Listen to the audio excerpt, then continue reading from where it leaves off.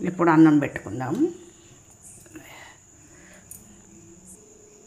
కందిపప్పు అంటే పలసటి పప్పు, టమాటా పప్పు, సాంబారే కాకుండా అప్పుడప్పుడు ఇట్లా మసాలా పప్పు చేసుకుంటే తొందరగా అయిపోతుంది. రుచికి రుచి ఉంటుంది. చాలా చాలా చాలా టేస్టీగా కూడా ఉంటుంది. మసాలా వాసనతోని సూపర్గా కిచెన్ అంతా మంచి వాసన వస్తుంది. వేడి వేడి అన్నం, పప్పు. ఈరోజు మసాలా పప్పు చేసుకుందాము కందిపప్పుతోని. అందుకోసం కందిపప్పును ముందుగానే ఒక కప్పు తీసుకొని ఒక అరగంట ముందుగా శుభ్రంగా కడిగి నానబెట్టుకోవాలి. వాటర్ మునిగేంత వరకు పోసి నానబెట్టుకోవాలి అరగంట ముందుగా. మసాలా పప్పు అన్నాం కదా, మసాలా పప్పు అంటే మనకు నచ్చినట్టు వేసుకోవచ్చు. మసాలాను ముందుగానే ప్రిపేర్ చేసుకుందాము. అందుకోసము కొన్ని ధనియాలు, ఒక 2 ఇలాచీలు, ఒక 3 లవంగాలు, ఒక చెక్క, ఇంకా కావాలంటే ఓల్ గరం మసాలా కూడా వేసుకోవచ్చు. ఈ వెల్లుల్లి వేసి ముందుగానే దంచి పక్కన పెట్టుకోవాలి. అల్లం ముక్క ఉంటే కూడా ఇంట్లోనే వేసి దంచుకోవాలి. అల్లం ముక్క లేదు కాబట్టి మనం కొంచెం పేస్ట్ వేసుకుంటే సరిపోతుంది. మసాలా తక్కువ మొత్తమే కాబట్టి ఇందులో వేసి దంచుకుంటే దంగిపోతుంది, ఏం కాదు. ముందుగా ఇలాచీ, చెక్క, లవంగం వేసుకుందాము. ఆ తర్వాత ధనియాలు వేసుకుందాము. కొంచెం నలగగానే వెల్లుల్లి వేసుకుందాము. ఈ మసాలాను దంచుకొని తీసుకొస్తా. ఈ మసాలానంతా పేస్ట్ చేసి తీసుకొచ్చిన. ఈ విధంగా ఉంటే సరిపోతుంది. ఈ మసాలాను వేయించలేదు, అన్నీ పచ్చివే. ఇప్పుడు ఈ మసాలాను పక్కన పెట్టేసుకుందాము.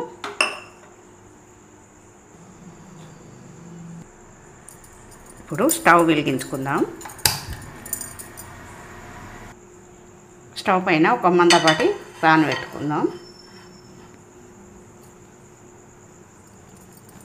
ఆయిల్ వేసుకుందాం. కొంచెం ఆయిల్ ఎక్కువ ఉంటేనే బాగుంటుంది, మసాలా పప్పు కదా. ఈ పప్పులోకి ఉల్లిపాయలు ఎక్కువ ఉంటేనే బాగుంటుంది. 2 మీడియం సైజు ఉల్లిగడ్డలు కట్ చేసిన. ఇప్పుడు తాలింపులో వేసేసుకుందాం. ఉల్లిపాయలు దోరగా అయ్యేంత వరకు వేయించుకుందాము.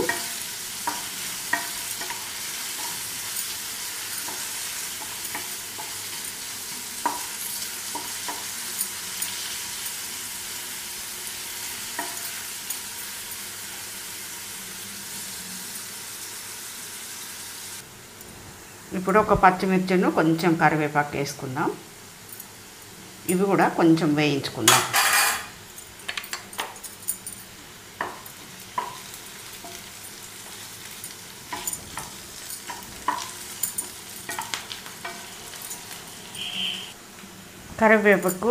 కరివేపాకు వేగిన తర్వాత కొంచెం అల్లం వెల్లుల్లి పేస్ట్ వేసుకుందాము.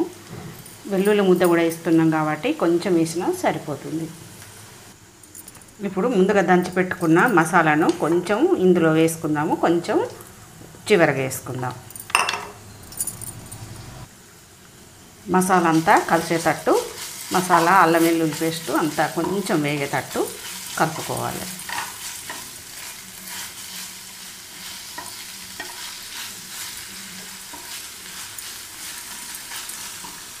మసాలా పేస్ట్ కొంచెం వేగిన తర్వాత కొంచెం పసుపు వేసుకుందాం. ఒకసారి అంతా కలుపుకుందాము. ఇప్పుడు ముందుగా నానబెట్టి ఉంచుకున్న కందిపప్పును ఈ తాలింపులో వేసేద్దాం.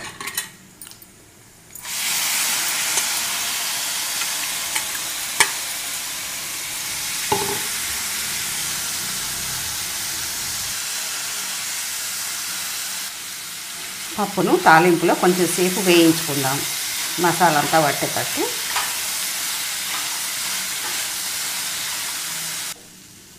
మసాలా అంతా పప్పుతో కలిసిపోయింది. ఇప్పుడు మూత పెట్టి ఒక 2 నిమిషాలు ఉడికించుకుంటే మసాలా అంతా పప్పుకు పడుతుంది. పప్పు కూడా కొంచెం మెత్తబడుతుంది. ఇప్పుడు మూత తీసేసి చూద్దాం. కొంచెం ఉడికిపోయి ఆయిల్ అంతా సపరేట్ అవుతున్నట్టుగా అనిపిస్తుంది. ఇప్పుడు కారం వేసుకోవాలి.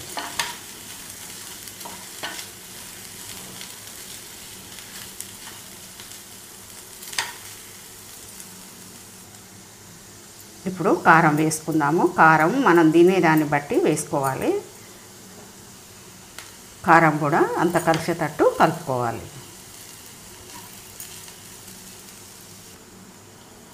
ఈ విధంగా కారం అంతా కలిసిన తర్వాత ఇప్పుడు వాటర్ వేసేసుకుందాం. పచ్చి మసాలా దంచినాం కదా, మంచి ఫ్లేవర్ వస్తుంది. ఇప్పుడు పప్పు నానబెట్టుకున్న వాటర్ ఉంది కదా, వాటర్ వేసేసుకుందాం. ఇప్పుడు పప్పు అంతా కలిసేటట్టు కలుపుకుందాము. వాటర్ ఎక్కువ అవసరం ఏముండదు, పప్పు మునిగేంత వరకు పోసుకుంటే సరిపోతుంది. ఇప్పుడు మూత పెట్టేసి కొంచెంసేపు ఉడికించుకుందాము. దించే ముందు ఉప్పు వేసుకుందాము. ఇప్పుడు పప్పు ఎంతవరకు ఉడికిందో చూద్దాం.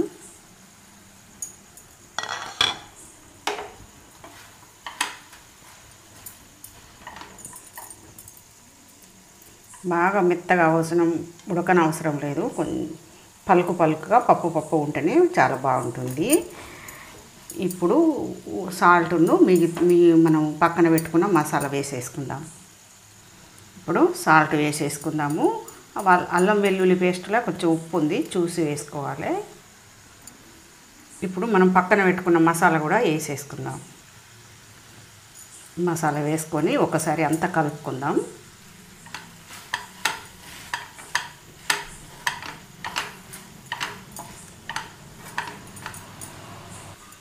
ఇప్పుడు మూత పెట్టేసుకొని ఒక్క నిమిషం ఉంచి దించేసుకుందాం. మూత తీసి చూద్దాం.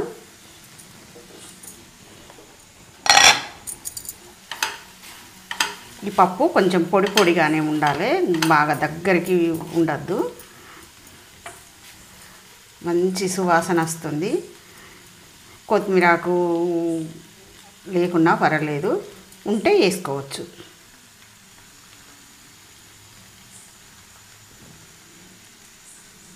ఉడికిపోయింది. ఈ విధంగా కొంచెం పప్పు ఉంటేనే చాలా బాగుంటుంది. ఇక దించేసుకుందాం.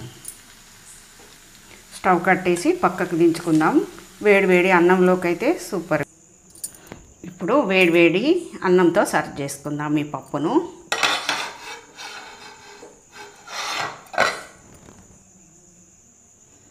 వేడి అన్నంలోకైనా, చపాతీలోకైనా, రోటీలోకైనా చాలా బాగుంటుంది పప్పు. ఇప్పుడు అన్నం పెట్టుకుందాం. కందిపప్పు అంటే పలసటి పప్పు, టమాటా పప్పు, సాంబారే కాకుండా అప్పుడప్పుడు ఇట్లా మసాలా పప్పు చేసుకుంటే తొందరగా అయిపోతుంది. రుచికి రుచి ఉంటుంది. చాలా టేస్టీగా కూడా ఉంటుంది. మసాలా వాసనతోని సూపర్గా కిచెన్ అంతా మంచి వాసన వస్తుంది. వేడి అన్నం, పప్పు.